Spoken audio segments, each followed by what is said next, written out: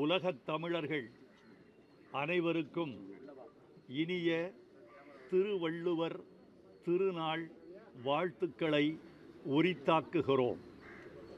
இந்த நல்ல நாளில் தமிழ்நாட்டின் மதுக்கடைகளை மூடுவதற்கு ஆணையிட்ட தமிழ்நாட்டு அரசுக்கு என் நன்றியை தெரிவித்துக் கொள்கிறேன். பிறக்கும் நாளெல்லாம் திருவள்ளுவரின் பிறந்த நாளாக இருந்தால் நன்றாக இருக்குமே என்று தோன்றுகிறது. திருவள்ளுவர் திருநாளில் நாம் திருக்குறளை வாசிப்பதை விட திருக்குறளின்படி வசிப்பது முக்கியம் என்ற உறுதிமொழியை எடுக்க வேண்டும் என்று நாங்கள் விரும்பி வேண்டி கேட்டுக்கொள்கிறோம். இந்த நல்ல திருநாளில் நான் ஒரு முக்கியமான கோரிக்கையை முன்வைக்கிறேன். இந்தியாவின் தேசிய இனங்களின் தாய்மொழிகளெல்லாம் மதிக்கப்பட வேண்டும், தமிழ் மட்டும் மதிக்கப்பட வேண்டும் என்று நாங்கள் கோரிக்கை வைக்கவில்லை. எங்கள் தாய்மொழியை நாங்கள் பேணுவது மாதிரியே இந்தியாவின் எல்லா தேசிய இனங்களும் தத்தம் தாய்மொழியை பேண வேண்டும், மதிக்க வேண்டும் என்று விரும்புகிறோம். இந்த நேரத்தில் சாகித்ய அகாடமி பரிசு குறித்து ஒரு கருத்தை நான் உங்களோடு பகிர்ந்து கொள்ள வேண்டும் என்று ஆசைப்படுகிறேன். சாகித்ய அகாடமி விருது அதிகாரபூர்வமாக இந்த ஆண்டு இன்னும் அறிவிக்கப்படவில்லை. அதில் ஒரு சிக்கல் இருப்பதாக அறிவுலகம் அஞ்சுகிறது. இதுவரைக்கும் கலாச்சாரத்துறை என்று சொல்லக்கூடிய ஒன்றிய அரசின் பண்பாட்டுத்துறையின் கீழே சாகித்ய அகாடமி இயங்கி வருகிறது கடந்த 72 ஆண்டுகளாக. ஆனால் சாகித்ய அகாடமி ஒரு தன்னாட்சி அமைப்பாக திகழ வேண்டும் என்று ஜவஹர்லால் நேரு காலத்திலிருந்து ஆணையிடப்பட்டு இயங்கி வந்தது. ஆனால் இப்பொழுது அதை ஒன்றிய அரசின் பண்பாட்டுத்துறை தன் கீழ் கொண்டு வர வேண்டும் என்று கருதுவதாக எங்களுக்கு தோன்றுகிறது. அதனால் சாகித்ய அகாடமியின் தன்னாட்சி என்ற உரிமை பறிக்கப்படுவதாக இந்தியாவின் எல்லா மொழிகளும் கருதுகின்றன. இது படைப்பாளிகளுக்கு, படைப்பாளிகளின் சுதந்திரத்துக்கு எதிரானது என்று அறிவுலகம் கருதுகிறது, இலக்கியவாதிகள் கருதுகிறார்கள். இது குறித்து நாடாளுமன்றத்தில் விவாதம் எழுப்பும்படியும் கேள்வி எழுப்பும்படியும் நான் தமிழ்நாட்டு நாடாளுமன்ற உறுப்பினர்களை கேட்டுக்கொண்டிருக்கிறேன்.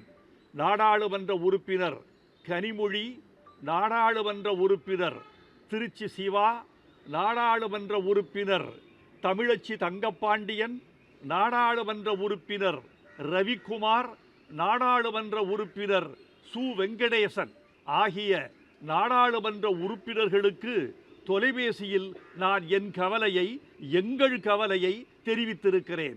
நாடாளுமன்றம் கூடும்போது இது குறித்து வினா எழுப்பி இந்திய தேசிய மொழிகளின் உரிமைகளை மீட்டுத் தருமாறு நான் அவர்களிடம் கோரிக்கை வைத்திருக்கிறேன்.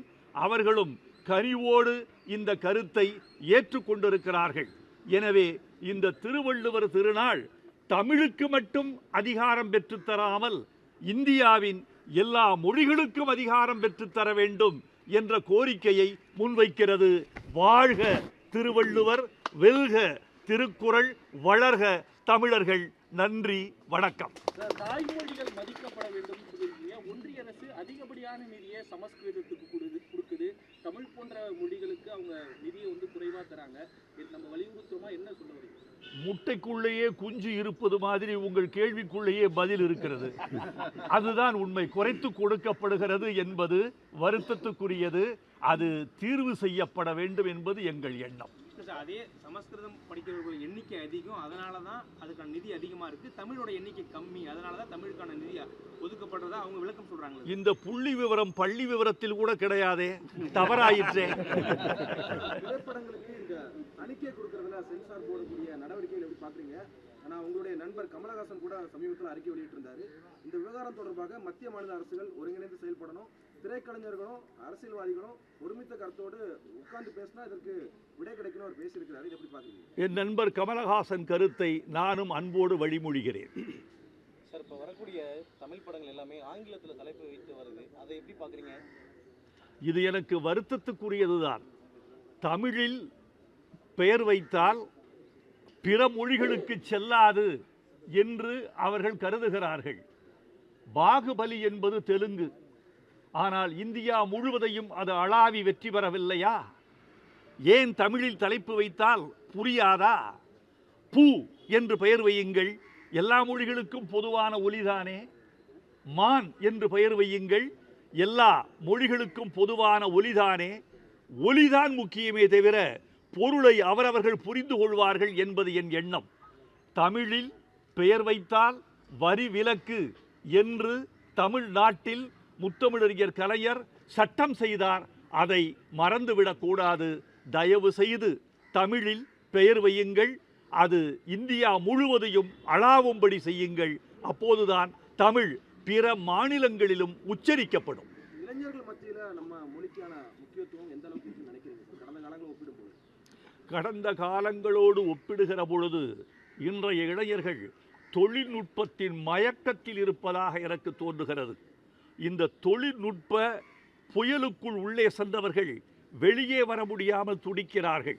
வாசிக்கிற பழக்கம், குறிப்பாக பத்திரிகை வாசிக்கிற வழக்கம், கவிதை வாசிக்கிற வழக்கம் அல்லது நாவல் வாசிக்கிற வழக்கம், பொது அறிவு குறித்து தெரிந்து கொள்கிற ஆர்வம் குறைந்து வருவதாக நமக்கு தோன்றுகிறது. எந்த நவீன ஊடகம் இளைஞர்களை தடுக்கிறதோ அந்த நவீன ஊடகத்தின் வழியே இளைஞர்களின் வாசிப்பு திறனை வளர்க்க வேண்டும். அதற்கான திட்டங்களை அரசும் கல்வி நிறுவனங்களும் வகுக்க வேண்டும். இந்த காலகட்டத்தில் கூட சினிமாவில் தன்னுடைய கருத்தை சொல்றதுக்கான அந்த தடையா இருக்கிறது பார்க்குறீங்களா? தணிக்கை குழு, அது நிறைய விஷயங்களை தணிக்கை குழு வந்து பண்றாங்க. சினிமாவில் அரசியல் தலையீடு நிறைய இருக்குன்னு நினைக்கிறீங்களா தணிக்கை குழு? தணிக்கை குழு கலை, கலாச்சாரம், விழுமியங்களை பார்க்க வேண்டுமே தவிர அரசியலை கலையில் பார்க்கக்கூடாது என்பது என்னுடைய எண்ணம். அரசியலை கடந்து சமூகத்தின் கலையாக திரைப்படம் கருதப்பட வேண்டும். திரைப்பட விதிகள் அவ்வப்போது தளர்த்தப்படுவதாகவும் மாற்றப்படுவதாகவும் சூழ்நிலைக்கு ஏற்ப புதிய புதிய விதிகள் வகுக்கப்படுவதாகவும் அறிகிறேன். அதை மாற்றி ஒரு விதி, நிரந்தரமான விதி என்று வகுக்கப்பட்டால் எல்லா படங்களுக்கும் நிச்சயமாக தீர்வு கிடைக்கும் என்று நம்புகிறேன். சித்திரை ஒன்றுதான் தை தமிழ் புத்தாண்டு. தை புத்தாண்டை திணிச்சிருக்காங்கன்னு முன்னாள் ஆளுநர் தமிழிசை சவுந்தரராஜன் சொல்லியிருக்காங்க. தமிழ் புத்தாண்டுல இந்த சிக்கல் இருந்துகிட்டே இருக்கு. தொடர்ந்து சிக்கல் திணிக்கப்பட்டதல்ல. 60 ஆண்டுகள் என்று சொல்லப்படுகிற கணக்கு தமிழ் கணக்கு அல்ல. அந்த 60 ஆண்டுகள் தமிழ் ஆண்டுகளா? அந்த 60 ஆண்டுகளில் ஒரு ஆண்டின் பெயர் கூட தமிழில் இல்லை. விக்கிரம, பார்த்திப என்று வடமொழியில்தான் இருக்கிறது. எனவே வடமொழி ஆண்டுகள் 60ஐ குறிக்கிறவர்கள் வடமொழியில் தமிழ் புத்தாண்டை கொண்டாட வேண்டும் என்பது என்ன நியாயம்? பாவேந்தர் உட்பட, மறைமலையடிகள் உட்பட, புலவர்கள் உட்பட பச்சையப்பன் கல்லூரியில் ஒரு காலத்தில் கூடி தை திருநாள்தான் தமிழர் புத்தாண்டு என்று குறித்து கொடுத்ததைத்தான் முத்தமிழறிஞர் கலைஞர் சட்டமாக்கினார். ஆனால் அது இன்னும் தமிழர்களின் வாழ்வோடு ஒன்றவில்லை என்ற வருத்தம் எனக்கு இருக்கிறது. எனவே தமிழர்கள் அதை காலப்போக்கில் ஏற்றுக்கொள்வார்கள் என்ற நம்பிக்கை எனக்கு இருக்கிறது. அதே போல உங்களுடைய பாடல் வரிகள் படத்தோட தலைப்பாகவே மாறி இருக்கு, நீங்களும் சொல்லியிருக்கீங்க. ஆனால் இப்போ வரக்கூடிய பாடல்கள்லாம் வரிகளே புரிய மாட்டேங்கிற ஒரு குற்றச்சாட்டு இருக்கு. ஆங்கிலத்தில் இருக்கு மேக்சிமம் அப்படின்ற மாதிரி சொல்றாங்க. அதை எப்படி பார்த்தீங்க? வரிகள் புரியவில்லை என்ற குற்றச்சாட்டு இருக்கிறது என்று நண்பர் கேட்கிறார். அது குற்றச்சாட்டு என்று அவர் சொன்னதிலிருந்தே அது பிழையானது என்று தெரிய வருகிறது. ஆங்கிலமும் கலந்திருக்கலாமே தவிர ஆங்கிலமே பாடலாக இருக்க வேண்டாம் என்பது எங்கள் கருத்து. பராசக்தி திரைப்படம் பார்த்துட்டீங்களா சார்? இப்போ வந்திருக்கக்கூடிய பராசக்தி பார்த்து விட்டேன். 52 வெளிவந்த திரைப்படத்தை பார்த்து விட்டேன்.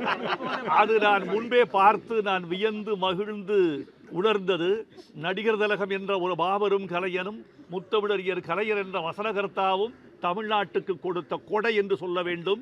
52 அது வெளிவந்தது. 53 நான் பிறக்கிறேன். நான் வளர வளர பராசக்தி படித்து கேட்டு வளர்ந்திருக்கிறேன். அந்த பராசக்தியின் உணர்வு இன்னும் என் நெஞ்சில் அப்படியே இருக்கிறது. இந்த பராசக்தி வந்து உங்களுக்கு எந்த மாதிரியான உணர்வு? இந்த பராசக்தியை படம் பார்க்காமல் அது கருத்து சொல்வது சரியாக இருக்காது. மோந்து பார்க்காமல் மனம் சொல்லக்கூடாது. ஐயா வணக்கம். மலேசியா மக்களோசை ஊடகத்திலிருந்து வர அயலகத்தில் உள்ள தமிழர்களுக்கு தமிழ் குறித்து நீங்கள் வலியுறுத்தணும்னா ஒன்றை சொல்லணும்னா என்ன சொல்லுவீங்க? தமிழ் பள்ளிக்கூடங்களை மலேசியாவில் இன்னும் அதிகப்படுத்துங்கள். தமிழ் பிள்ளைகளை மலேசிய பள்ளிக்கூடங்களில் அதிகமாக இணைத்து விடுங்கள். அதுதான் எதிர்கால தலைமுறையில் தமிழ் அங்கு நீழுவதற்கு வசதியாக இருக்கும். மொரிஷியஸ் போன்ற நாட்டில் தமிழ் லேசாக உச்சரிக்கப்படுகிறதே தவிர அவர்கள் தமிழர்களாக இருக்கிறார்களே தவிர தமிழ் பேசுகிற இடத்தில் இல்லை, தமிழை வாசிக்கிற இடத்தில் இல்லை. அப்படி ஒரு நிலை மலேசிய தமிழர்களுக்கு அடுத்த நூற்றாண்டில் நேர்ந்துவிடக்கூடாது என்று இப்போதிருந்தே அங்கிருக்கும் தமிழ் தலைவர்களும் அரசும் அதை செய்து காட்ட வேண்டும் என்று நான் அவர்களுக்கு வேண்டுகோள் விடுக்கிறேன். தமிழை கற்பதும் தமிழை பேசுவதும் தமிழை எழுதுவதும் தான் ஒரு மொழியின் வளர்ச்சிக்கு கூடுதல் சக்தியாக இருக்க முடியும் என்பது என் எண்ணம்.